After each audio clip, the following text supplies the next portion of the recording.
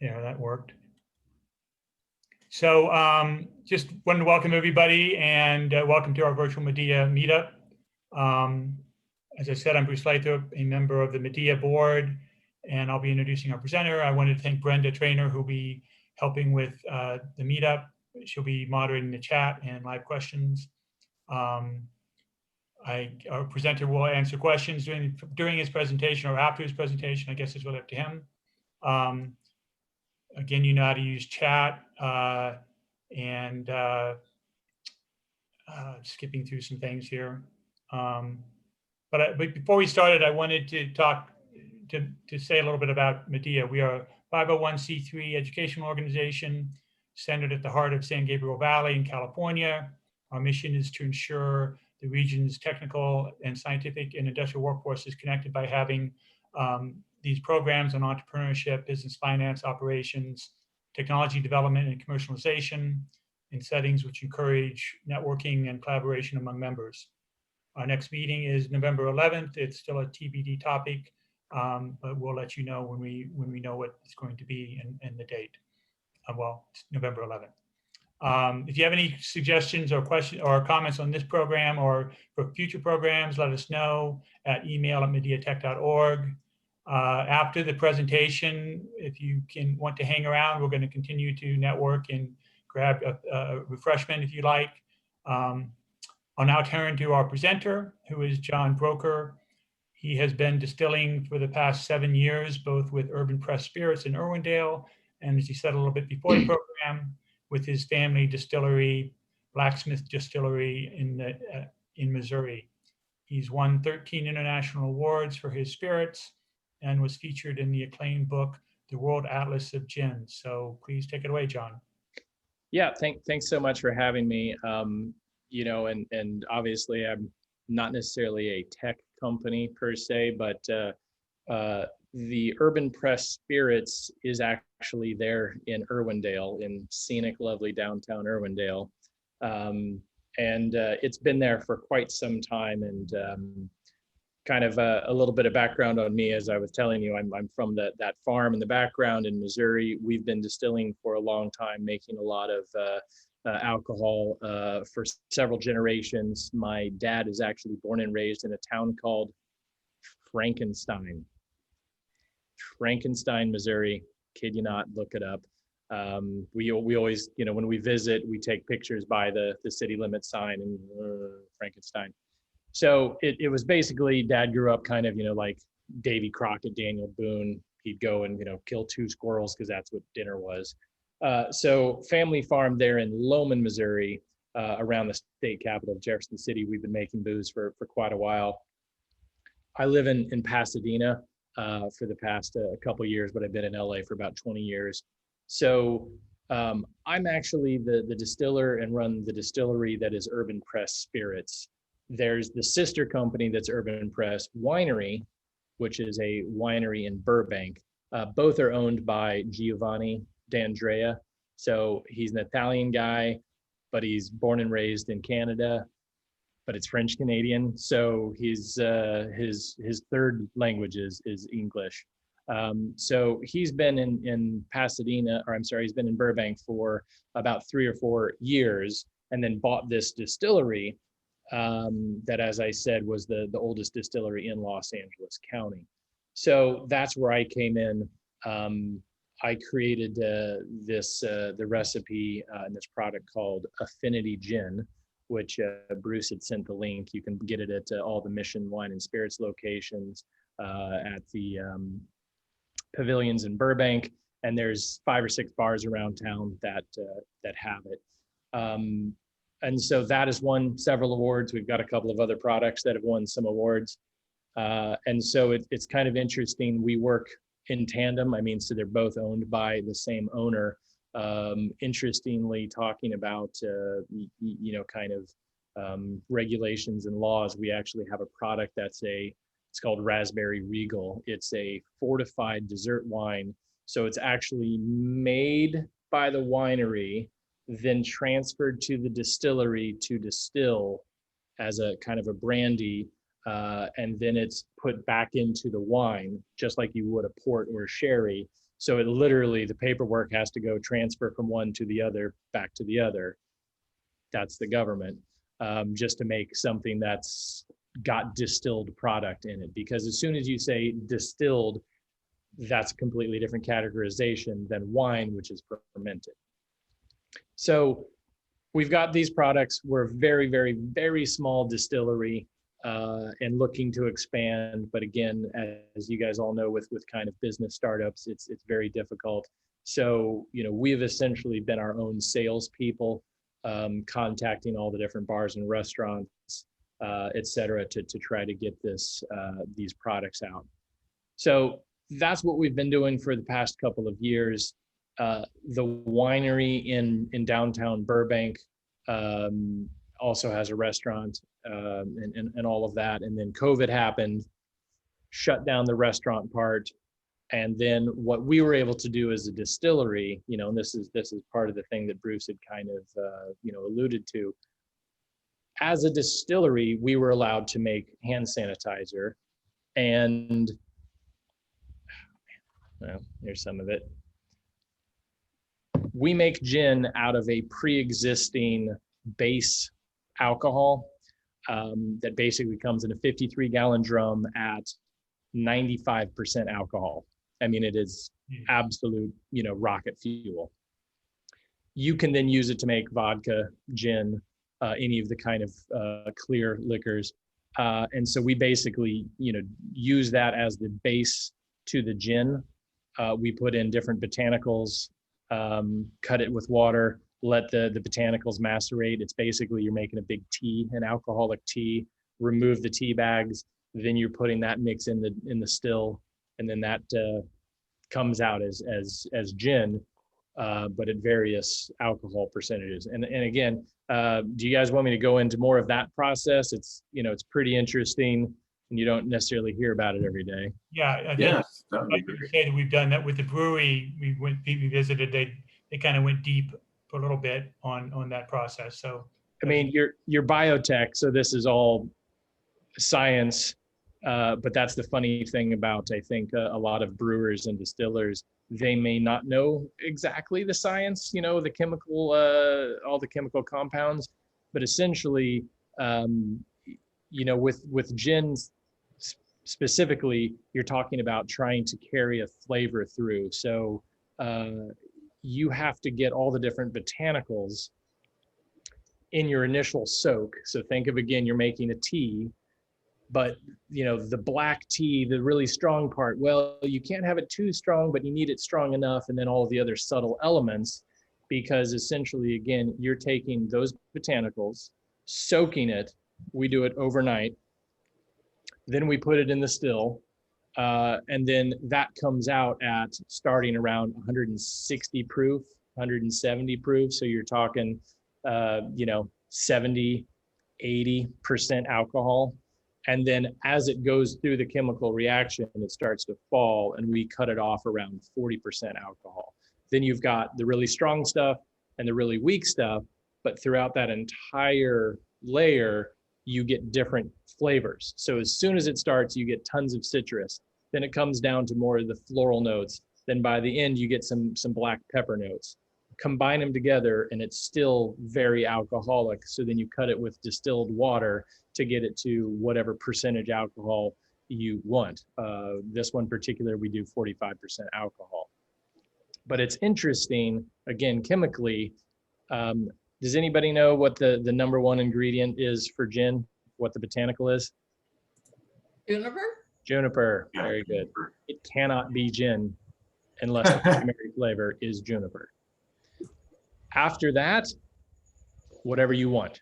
And in the past year or two, the category has exploded, and there are some crazy things out there. So there's your traditional London dry style, which is your Gordons, your Beefeaters, your Tanquerays that have been around forever. But now there's just a contemporary or modern style.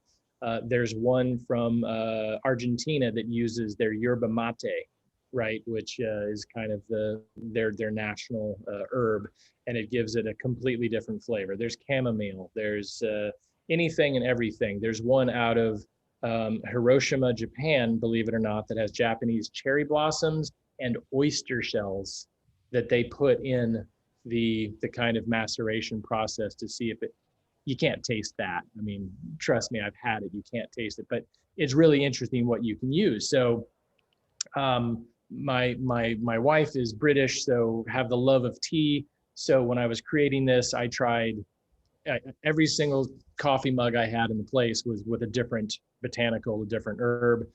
We actually use roses, and who knew that there's multiple kinds of edible rose. So we're using Damascus rose because it actually doesn't get kind of bitter if when you soak it for a long time.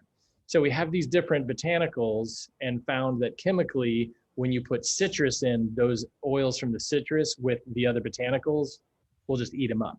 So we actually soak the the lemon peel separately, and then don't add them until it all goes in the still. So all of the juniper, the coriander, cardamom, the rose, the jasmine, all kind of soaks together.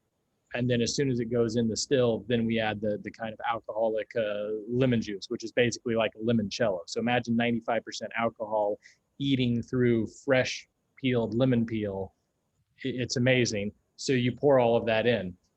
The end result is you've had to calculate each individual botanical strong enough that it is surviving kind of the tea bag process, then going through the still, which is only taking a little bit of the essence of each component, and then further cutting it with water to get it down to the 45%. So it's a hell of a process to try to figure out, ooh, I need a little bit more citrus, I need a little bit more jasmine, etc. So I would encourage you, if not just for the name of science, to go buy some of our gin and see how many of the different flavor components you can taste. We have 13. Now, there is a gin out there called Monkey 47 from Austria that literally has 47 botanicals. You can't taste them. It's silly, and they are extremely expensive. But that's their thing. Is they say we've got 47 botanicals. It's worth a try. It is a good gin, but it's a really interesting product. And some of the awards that I've won, I've actually entered in London, where obviously they know gin. So I've won a gold medal at the Gin Masters Award and some of their kind of gin and tonic competitions as well. So it's a really interesting product that I basically developed because I love gin. I will drink it straight out of the bottle. You know, if you have to mix it with something, then it might not be the best product to begin with. So that's the gin. We also have something that hasn't been released yet that I basically partnered with a local brewery right down the street. It's actually, I think they were in Covina or Monrovia. They're not in existence anymore, but they were called Rev. It was a brewery and winery, and had them custom make a Saison beer.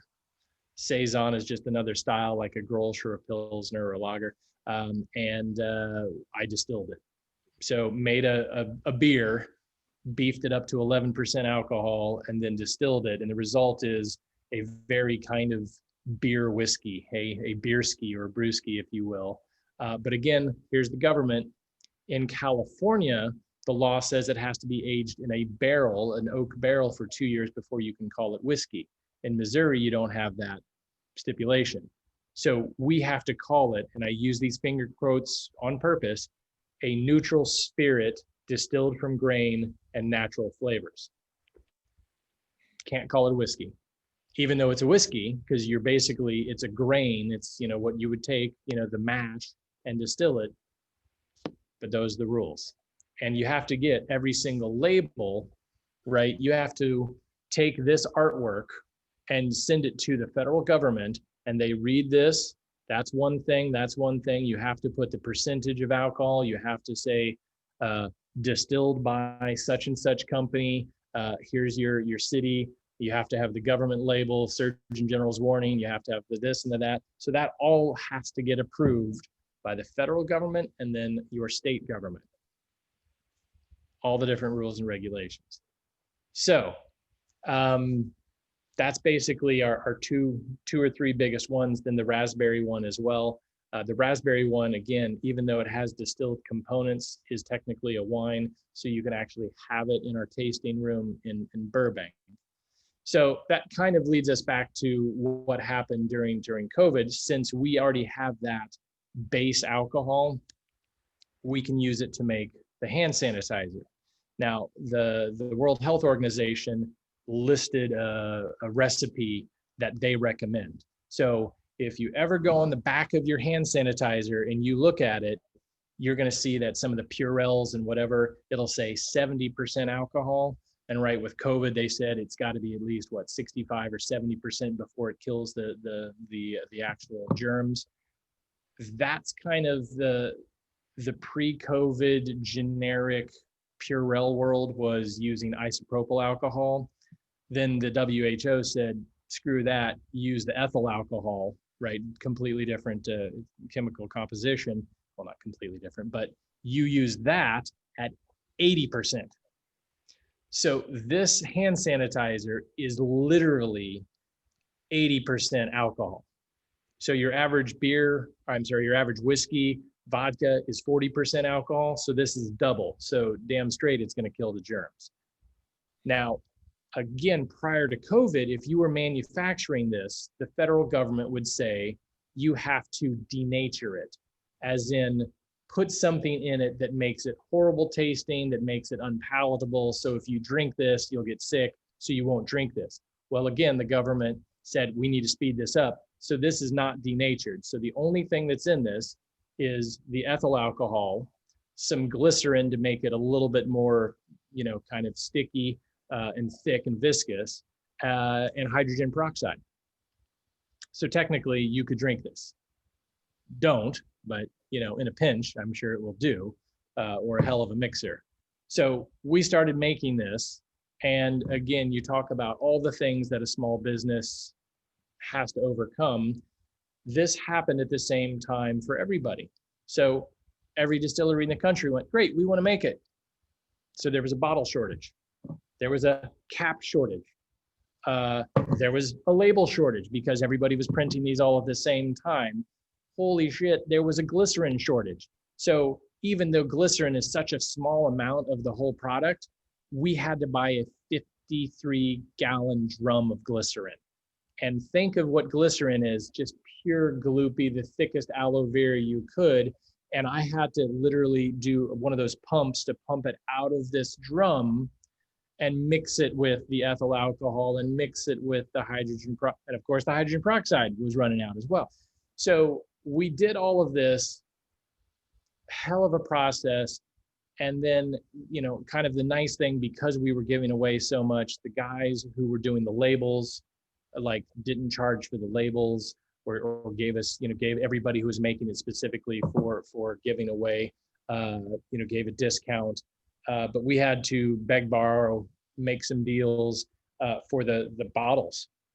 So we've used some very funky style bottles, and that's why you're seeing, hey, why don't all of the ones on the shelves for the hand sanitizer look like that perfect, nice, square Purell bottle? Oh, they ran out.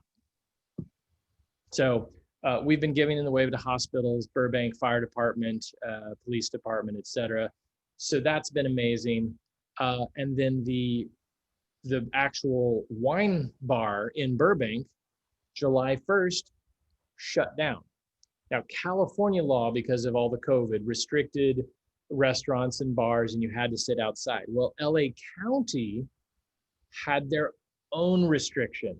So that gal, the LA County health supervisor, she's the one who said, no, wineries, breweries, distilleries, you're all shut down.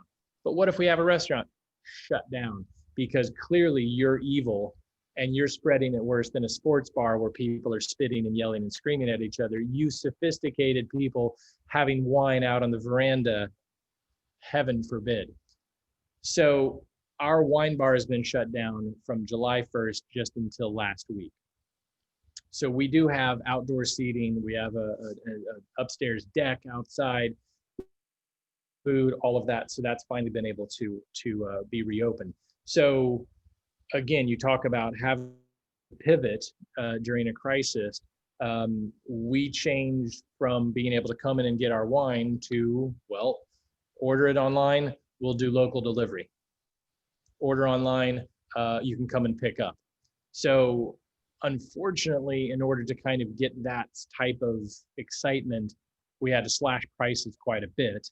But a good way to get rid of older stock, because again, the wine business is we've got new grapes coming in for the fall. You're going to have a new batch, and you're going to have another 25,000 bottles for next year. So let's get rid of the old stuff.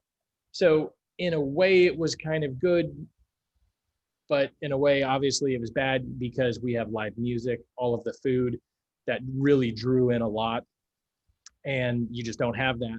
And that was the big sell. And then people would join the wine club, and then once a month you'd have your wine club membership pickup that you had at the location. So it really hurt the business a lot.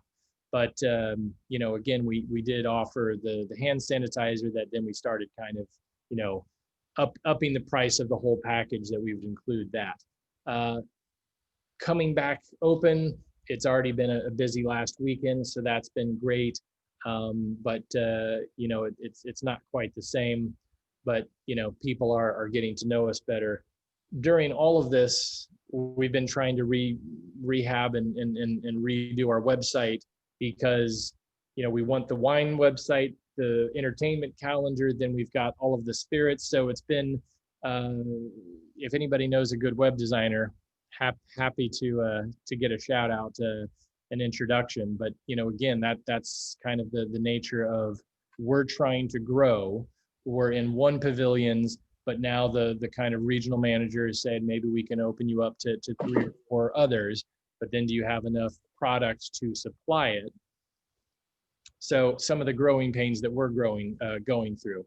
But we actually even had Nickelodeon contact us. We did a SpongeBob private label wine that they gave out during the COVID, and a Patrick Star, I don't know if you know SpongeBob, but that's his friend, Patrick Star hand sanitizer.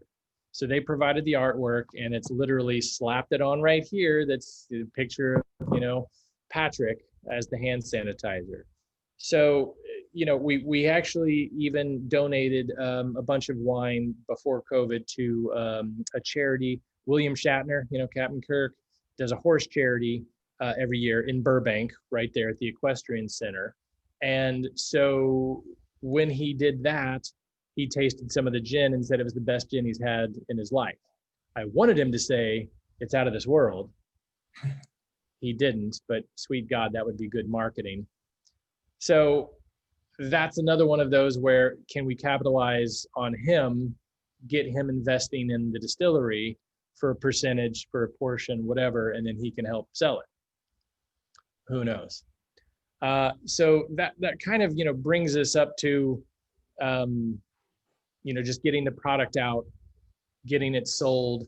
When, like I said, my wife is from England. When I was there, I think a summer or 2 ago, I went to a gin festival, and I was all decked out with, like my black Dodgers hat, and I had my T-shirt that was with the gin. And I met all these people, and one of the people who were hosting the event, they're on TV in England quite a bit. They've written several books about alcohol.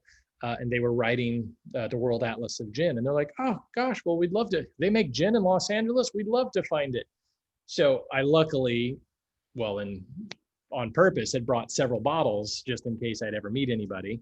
And so the last day of my trip, they finally picked it up from the hotel, tried it, and I'm in the damn book. I am clearly the smallest distillery in the book. They mentioned me by name. They mentioned, Urban Press. They mentioned Affinity. If you look it up on Amazon, it's actually on sale right now for like 19 bucks.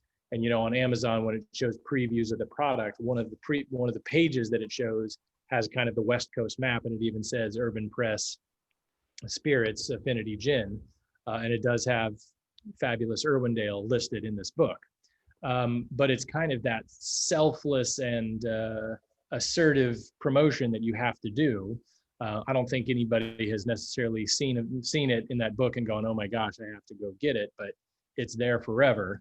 And actually, it's funny because through doing some of these contests, it found out that there's another affinity gin in Australia, but they weren't quick enough to snatch up affinitygin.com and affinity gin Instagram. So we have those, and again, you know, Captain Kirk says it's the best gin he's ever had. So kind of moving forward, we just need to get into more bars, more restaurants. Again, the reality is the way you really get successful on that is having a distributor that sells. But now that it's COVID, the major nationwide distributors all have furloughed all of their salespeople. And during COVID, as I'm sure you've all actively participated in, people are buying booze like crazy. So you don't even need a sales team because it's Total Wine, Bevmo, all the grocery stores, people are just buying it like crazy anyway. So you're not getting the new craft products that are being marketed and distributed to the local bars and restaurants. People are just buying the main stuff. So you've actually seen a lot of craft breweries, distilleries, et cetera, go out of business right now because their entire way of making money was for people to come to their locations, have the stuff there, have the product there, then buy more to take home with you. So, you know, we're fortunate that we're small enough and kind of the raspberry fortified wine has been kind of a popular enough product that the previous owner had kind of developed. And that's kind of paid the light bill. And now the gin just needs to kind of catch up. And then with the winery being back open, then it's kind of starting back up again. So that's kind of where we are. And I mean, I'd be happy to kind of answer more questions and make it more of a discussion if you guys have questions, but that's there are some questions in the chat box. Yeah. I know it's hard as you're speaking to go through those. I didn't want to interrupt you then, Yeah. but we can certainly go through. I'll and start blowing through those. came You need a through. license to buy the base alcohol. So having a DSP, which is a distilled spirits plant license, which that's what makes you a distillery. I can buy a train rail car full of 16-year-old scotch. I can buy anything. I can import from anywhere. It's a magical license to have. But again, it's just cost, it's facilities, et cetera. And some of these distilleries, is anybody a whiskey drinker, bourbon drinker at all? I'm Irish. Well, of course. There's Yes, bourbon. It used to be a dirty little secret. So many companies wouldn't make their own whiskey. Have you ever heard of High West? Have you heard of Barrel? Have you heard of Angel's Envy? Almost any of the major ones that make rye don't make their own rye. There's a monster huge distillery in Indiana. It's called MGP, Midwest Grain Products. It used to be Seagram's, and they literally make 1.5 million barrels a year and have for hundreds of years. And companies go and buy 5,000, 500,000, 5 million gallons, and they bring it back to their distillery, put it in their own barrels, turn the barrels left to right, right to left, stack it on the south side, you know, to get the sun, whatever it is, then put it in their own bottles and say, bottled by us, not distilled by us. And they market it as their own product, which it used to be a dirty secret, but so many people, there's like 138 of your major whiskey producers that all buy from this major factory in Indiana. So your 5-year-old Kentucky bourbon may or may not have been made in Kentucky. Anyway, that's interesting. The Saison product, if you know Saison wine, or Saison beer, basically it's a Belgian farmhouse beer, and kind of its signature is kind of the funk, as the beer people would describe it, and that's really from the yeast So it was actually made up of many different, I think 3 different malted barleys. But when you get into the whole beer thing, you've got pale, you've got Marzen, you've got caramels. So I think pale was the base malt, and then we added fresh lemon, fresh pepper into the actual beer. It went through the whole process of becoming a beer until you would actually put in carbonation and like chill filter it and all of that. So we basically just sucked it out of the tank before you would have put it in the assembly line for bottling. And that was a fun day where I had to rent a U-Haul and put all of this into multiple 53-gallon drums and then drive it all the way across Irwindale, praying to God I didn't get hit, to get it to the distillery. But that will be bottled soon. And again, we can't call it whiskey, so it's called Spirit of Saison. We didn't have to do anything differently for the hand sanitizer, other than basically get some more tanks, because all we did was mix, 80% of the ethyl alcohol, then you mixed in the glycerin, then you mixed in the hydrogen peroxide, then you add a little bit of water and you stirred it up, then you're good to go. Then it became bottling, which became difficult because again, you're talking, a 4 ounce, 8 ounce, 16 ounce bottle, which is not what we have for our gin. So I literally got some of the, if you ever make lemonade or iced tea in the summer and you get those big, kind of 2-gallon pitchers, and it's got the little pour spout, that's what we use. So you dump, a huge bucket of the final product in, and then you'd put the little thing in, and you had to do one by one by one. But when you make it that small, that's kind of the best way we did. And again, repurposing the wine bar, again, the winery had been shut down for a little bit. So we used, the bartenders, and they came out to the distillery to assembly line, get a bunch of those iced tea makers, pours, going. So all of the hand sanitizer we basically made it. And as soon as it came out in the news, it was in the national news, the international news, right at the beginning of this, that distilleries were making this. So some people just started calling us, hey, your distillery, do you guys have it? Plus we actually got on the news, and again, be your own promotion. I contacted, all of the TV stations in town. ABC7 jumped on it because they're right down the street, right in Glendale. They're, I think, a mile, 2 miles away. So they came out that same day and filmed us, hey, we're giving away the, hand sanitizer. Another time as kind of another follow-up, I filmed myself in the distillery because we didn't want any, contact. Filmed myself, put up a tripod, and here's me pouring this in, stirring this, and they put that on. And so more and more people kind of saw us and queried. And then of course we just automatically went to all of the emergency services, the hospital, the Burbank Fire Department, et cetera.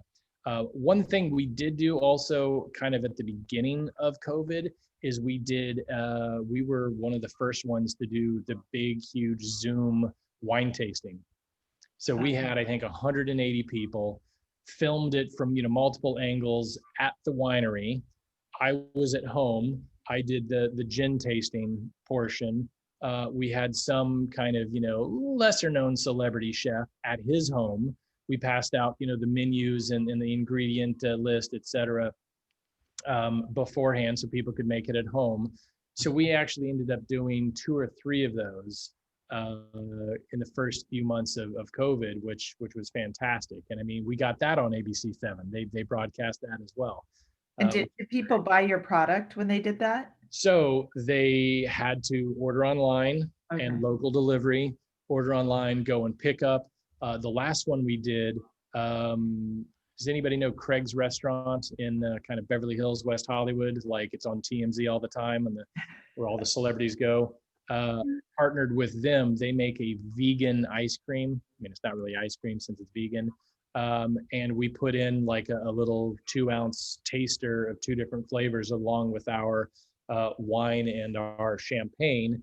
And again, changing our business. Instead of a full 750 milliliter bottle, we bought whatever small bottles we could. So if you've ever had like a cocktail sauce bottle that's like 6 ounces that have the huge wide mouth, bought those and did smaller versions of the same wine. So if you was just doing a wine tasting for 1 or for 2, you could have 5 different wines that were all 6 ounces and pour it along with.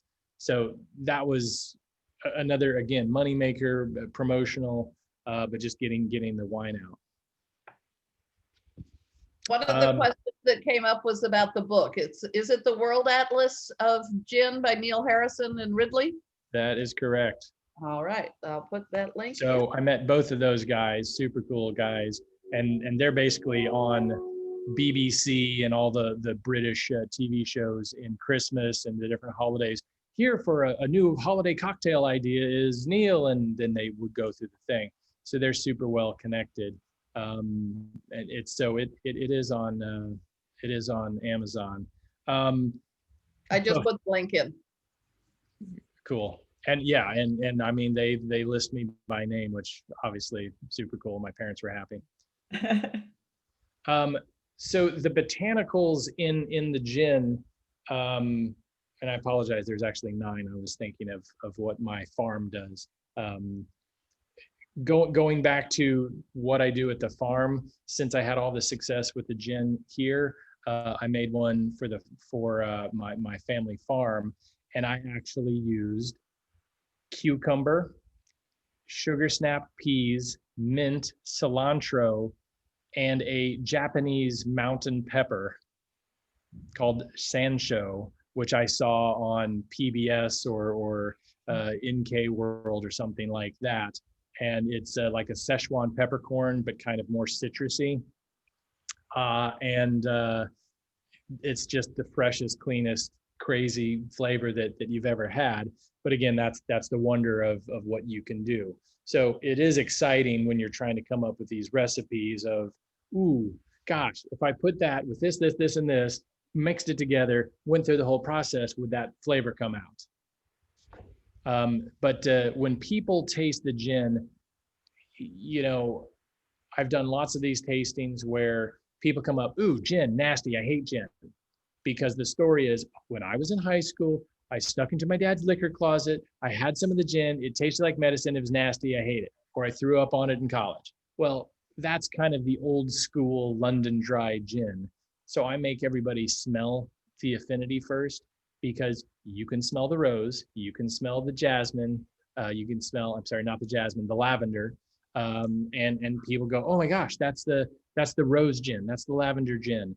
You know, there's a citrus element to the juniper berry, but we also do hand peeled, you know, lemons that I peel by hand. So I make this all in my apartment in Pasadena, that just a massive basket of botanicals every time before I bring it to the distillery.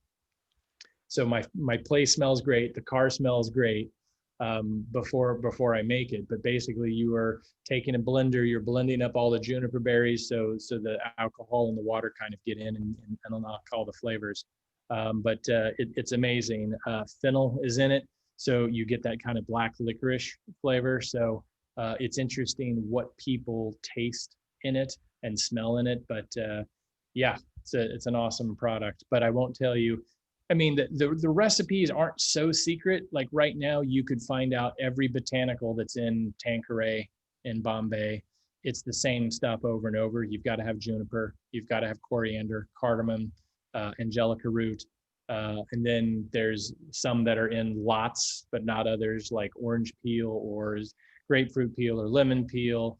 But gin is actually made one of 2 ways. You make it in the tea like we do, and you distill it, and others like Bombay Sapphire do it in a gin basket. So you've got the hot alcohol that's almost boiling, right? You don't want to boil it or the evaporation is going to be water, right? Because it's water vapor if you're boiling it. So you're doing it about 190 degrees. So it's alcohol is starting to evaporate. And that's what it is, the ethyl alcohol that's going up. I keep doing this because this is a still, right? You've got the pot and then you've got the column. So it goes up here. Then you've got cold water that hits the column and it condenses. So if you've ever had a glass of water or anything, that kind of condensation on the outside is the exact same effect of the still. So with Bombay, they have this big column, and they famously have a second building where the column continues over all the way across a little alley into the other building, and they have a basket in the column that has all of their botanicals. So that vapor, it hasn't condensed down into liquid yet. That alcohol vapor goes through all of the botanicals and gets infused, and then it condenses and now has a flavor, which is why they say they're the lightest, most delicate flavored gin. So those are the two ways. Technically, a third way, if you just want to make it at home, called bathtub gin, like they did Prohibition. You take some alcohol, you crush up some stuff, you soak it in.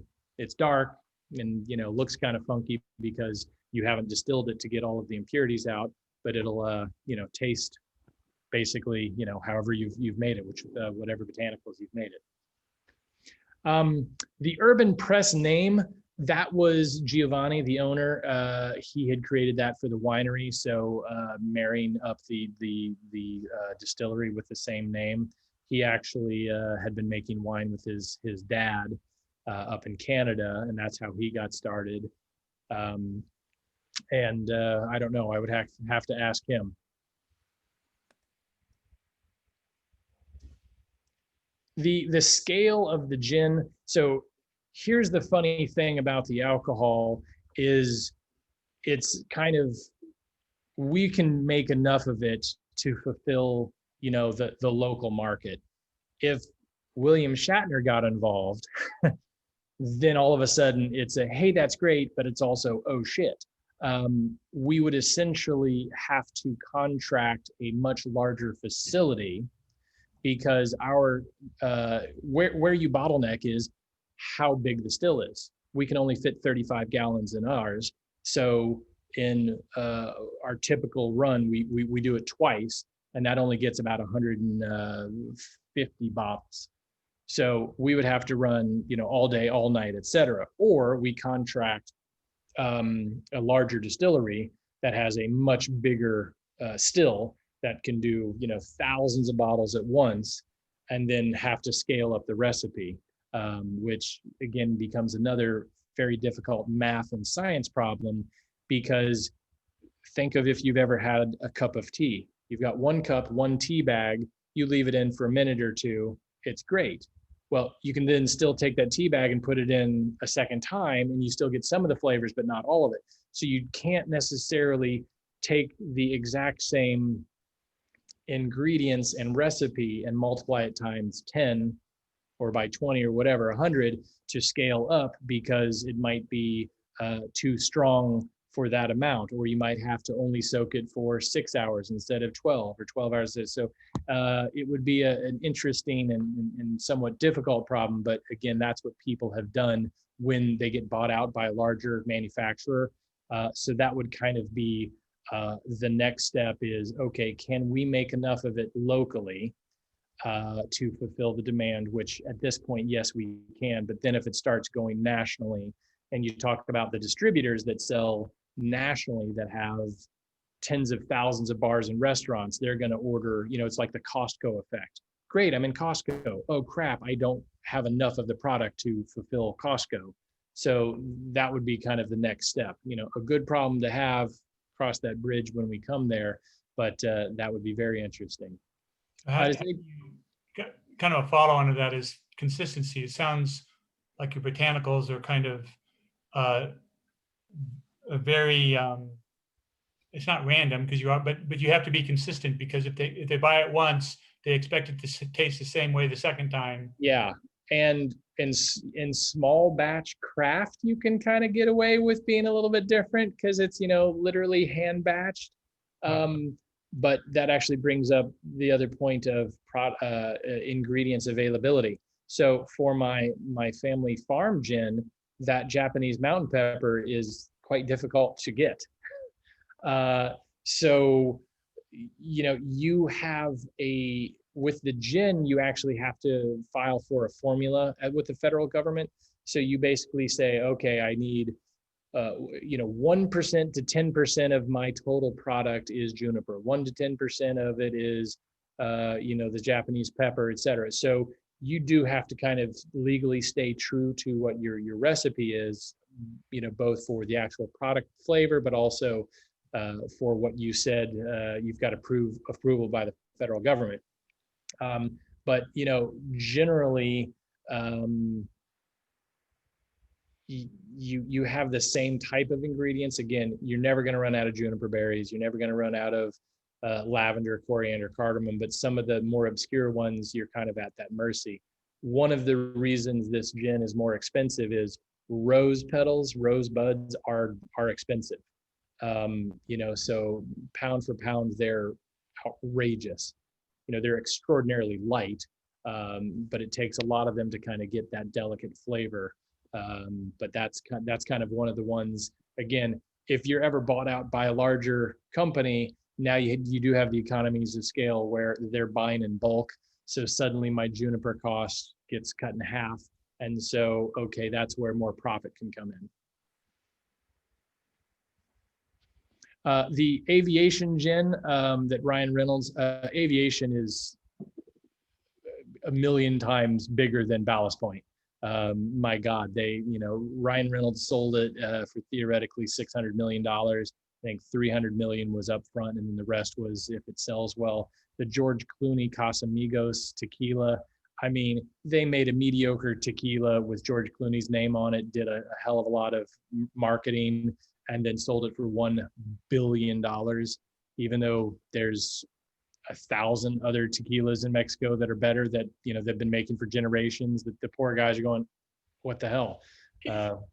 But it is marketing. So how you make money in this industry is you have to have those big distributors that have every bar, every restaurant, every grocery store, every liquor store in the country, that distributor says, hey, every bar, restaurant, et cetera, you're going to buy this new product. And they buy it. And then that bar goes, hey, we're selling the hell out of it. We'll order more. And the only way you're going to do that is through marketing. So yes, Ryan Reynolds, George Clooney, that is what drives the sale of the product. Because the actual liquor manufacturer, so us, we sell it to the distributor, we've made our money, we're done. So then they can mark it up to the retailer can mark it up, so they all make all of their money. So once we get it to the distributor, we just hope the hell they reorder. Now, I did come up with a recipe for a drink for you guys. I don't know if you want to do that now or if anybody has any more questions. There's one question on there about the, I guess, Justine, you mean the payroll protection program? So did you participate at all in the SBA's payroll protection program? Okay, so I'm sure you guys have heard about this, heard stories similar to this. There were, I think, 4 or 5 people who were employed at the winery. And Giovanni said, hey, I'm a nice guy. I'll keep you all employed. Even though, it's shut down. It was originally limited hours. And they're like, wait, fire us because we'll make more money on unemployment. To which he's like, what the hell are you talking about? I'm promising to keep your job. You can come in here and sit on your ass and play on your phone for 2 hours until, the people show up with our limited hours, et cetera. Some people wanted him to let them go so they could collect more money sitting at home. Obviously, the stupidity of that was, well, then in 2 months when it, runs out, you won't have a job and you sure as hell ain't going to get hired by us again. So we had some of that happen. And then Bruce, you just sent that link to us for that kind of incentive if we were affected by COVID. So Giovanni has already applied for that. But it's we were actually emailing our entire customer list to contact originally Catherine Barger, who's the LA County representative, but it wasn't her, it was the LA County health supervisor who had shut all of the breweries, wineries down. And so we were trying to email her all the time to say, what the hell, open us back up. So it hasn't been a fun time. And I've only been to the distillery a handful of times because, again, there's nobody buying the product. So, hopefully it'll open back up, but probably what we will end up doing is we need to make more of the raspberry wine product, which, by the way, more shameless plugs. It's a very, very thick, syrupy, raspberry flavored dessert wine. It's like 16% alcohol. However, it's perfect if you drizzle it over ice cream, chocolate cake, cheesecake. You put it in one of those little chocolate shot glasses and you just eat it as you drink it. That's actually in Spago in Beverly Hills. They have that for their desserts. And if you mix it with some of our champagne, it's fantastic. If you mix it with some of our gin, a portal to a new world opens up. That's what I thought you were going to say. Mind blowing. If you Very add good the at raspberry dessert champagne, wine yeah. to the gin, it's spectacular. It's basically a great cure too. You've had this, Brenda? A cure? No, No. but you had the raspberry wine? I have had, I'm assuming it is the same stuff there. You said your distillery purchased it from a previous? Yeah, it used to be St. James Spirits. And he actually had this raspberry product in 2 Trader Joe's in Southern California. That's where I got it from. Yes, I remember And that. Too. he wanted, and again, you talk about small businesses trying to expand. Trader Joe's wanted to go national with it. And he's like, he was a school teacher and was doing it on the side. He's like, I ain't got the time, the energy, no thanks. He actually delivered some to my house once. Super nice guy. He was just doing it at his home, then went legit and won tons of awards and just got tired of it, and that's why he sold it. But it's again how much effort and energy you want to put into it. Like a great product for a pancake breakfast. Oh, on anything and everything. I challenge you. Pancake dinner. Speaking So of tell us recipes, about the Affinity MADIA. well, right before you say that, I came up with a bunch of cocktails because gin, you can do, the gin martinis, you can do gin and tonics, etc. This works for everything. I actually came up with one called Affinity Garden, and you take arugula and basil, or basil as my wife would say, and you muddle that together. Then you put the gin in, you shake it up, and you put a little bit of cracked black pepper or cracked multicolored rainbow pepper, just a little bit as a topping, and it's just phenomenal. I mean, again, I'm a flavor guy, so who would have ever thought of arugula in a cocktail? But arugula, basil, and the gin is spectacular. All right, so the Affinity MADIA. So you guys are all smart, you're all industrious. So I'm using blueberries, right? Because it's antioxidants. It's a smart people. Yeah, look at Brenda there. It's a smart people thing. So you put a couple of your blueberries.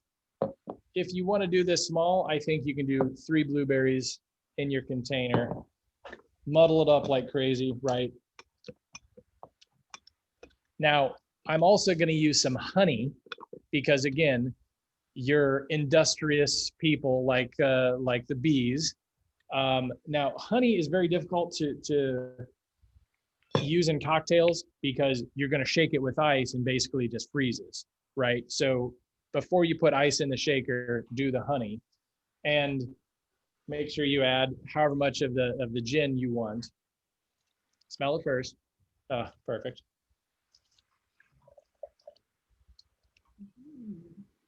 Now, I'm going to kind of stir it up first to kind of, dissolve some of the honey. Brenda's enjoying this.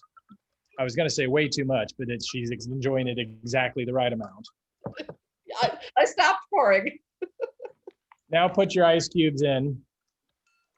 And actually, Brenda, I'm actually going to put the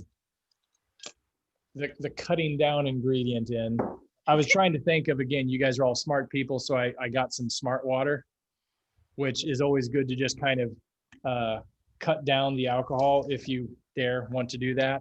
But it's probably good to do that when you've got the honey, which is basically, again, you need to emulsify that. And now let's give it a shake. I have my. This smells delicious.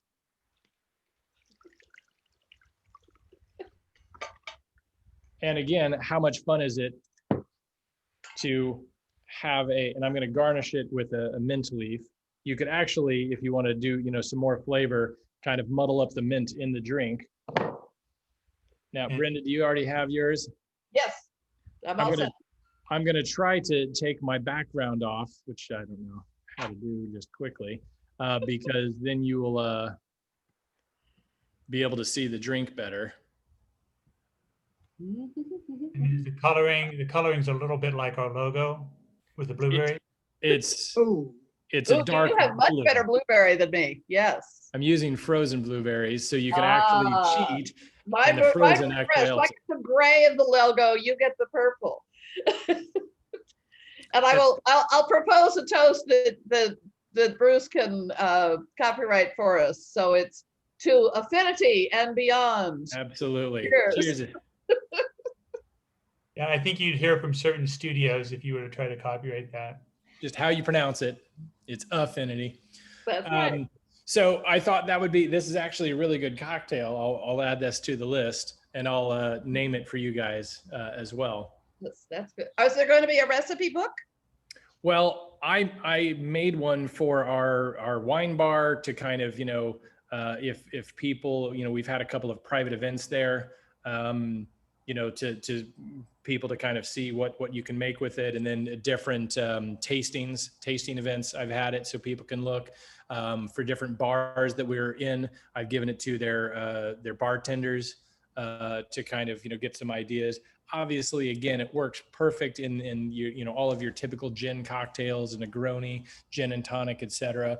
But if you ever make it to the Americana in Glendale, there's a bar called Ombra, OMBRA, that's out there on the actual lawn, and they have a build your own gin and tonic, and it's like $17, but it's worth it for a good splurge. On one page, it's pick your gin. We're one of them. Pick your tonic. There's 6 or 7 different varieties. Then pick your kind of 3 different ingredients: blackberries, blueberries, sage, rosemary, thyme, all the different lemon, grapefruit peel, whatever. And then they serve it in this massive, 20-ounce wine goblet, chocked full of ice. And it's spectacular.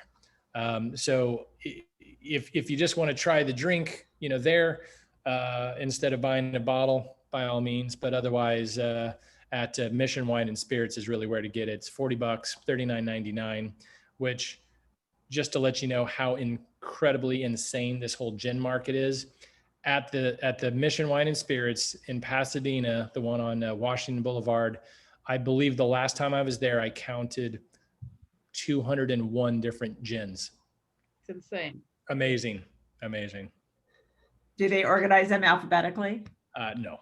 Oh, I think geographically and by brand. It's an interesting. They Sure. keep adding more every time, so good luck. So cheers, everybody. Does anybody have any questions, any discussion at all? Any, I'm having more fun than anybody else. You are. well, we're about, we're minutes away from wrapping it up and then having or then going off to the MADIA soda fountain and continuing to talk and network. But if there are any more questions for the presenter, for John? I Yeah, guess I actually want to know if you're going to start the whiskey. Yeah, that's my question. When's the bourbon coming? Yeah. So again, we've got the Spirit of Saison, neutral spirit distilled from grain and natural flavors. That will be probably in the next month. Again, we've had to wait until there's bottle supplies again, and then being able to print the labels. We're actually buying our own printer to print on demand, because again, otherwise you have to wait for these large scale printers, because the whole alcohol industry has just exploded, at least the bigger guys. These printers are backed up. So instead of waiting in line, for when our labels can go, we'll print them ourselves, which again is, small scale like we're doing, and especially for like those little 6-ounce bottles for tasters, et cetera, for the hand sanitizer bottles, it will make that a lot easier. So Mission Wine and Spirits, they love us. They will probably carry the Spirit of Saison, but we're talking, I think, 250 bottles total. And that's going to be the 375 milliliter bottles. The bourbon and corn whiskey that I make in Missouri, again, California is just a crappy state to import into. The difficulty of getting all the licensing and distribution to have our products sold here doesn't really make sense yet. But when I smuggle enough back in my suitcases, I have a bottle or two that I always have for sale. So if you're desperate for that, I've got 4 or 5 bottles here in my cabinet that I can part with if you want to email me later. Well, I do horse stuff. So having the Blacksmith Yeah. distillery? Yeah, I think that might be appropriate. Yeah, I mean, my dad's father from Frankenstein was the town blacksmith. We have his anvil, we have all of his tools. So yeah, it's not just a clever name; it's an homage because I've got 3 generations of blacksmiths in my family. So oh, very good. Yeah, that's super cool. So they won't let you do this growler style where you can just show up at the distillery with your own bottle? So how do you mean? Well, there are a lot of breweries where you can just, bring your own bottle. Oh yeah. And Well, bottles are the problem. that's funny. It's quite literally 3 bottles per person that you can purchase at a distillery. That's it. So they limit that as well. And for tastings, because again, it's distilled, they only allow each person to have a tasting of, I think, 2 ounces total or 4 ounces total. So yeah, beer and wine, hey, that's easy stuff. Distilled stuff, man, difficult. Okay, well, I guess we'll, wrap it up for the 8 o'clock crowd, the pre soda fountain crowd. And thank you very much for your presentation. It was very good, and I learned a ton. And definitely want to try your product when it's. Excellent. Yeah. Thanks so much for having me. John, will you be doing those Zoom parties continuing like through the holidays and such, or do them for smaller groups of people? I bet we will. I think it's also a matter of what closures are going to happen. Again, we're such at the mercy of that. Now that the winery is open again, full steam ahead. We're actually really good social media, Instagram. If you go to Urban Press Winery, there was a live band right out front, outside our front door when it opened this past weekend. But if anything shuts down again, that's probably something else that we'll do. That again, you can order for delivery within the SoCal, and then order for pickup as well. One of the other problems was Burbank shut down the street, because it's right there on the main drag, right next to Urban Outfitters and all of that. Okay. And so, hey, I'll order for pickup and I'll just drive to the winery's front door. Can't even do that because all the streets are pedestrian now. So that kind of screwed us as well. So difficult times, but I think we had some good success with the virtual tasting. So we'll probably do that again. I think holidays, we might just try to have a big virtual holiday party. It seems like that's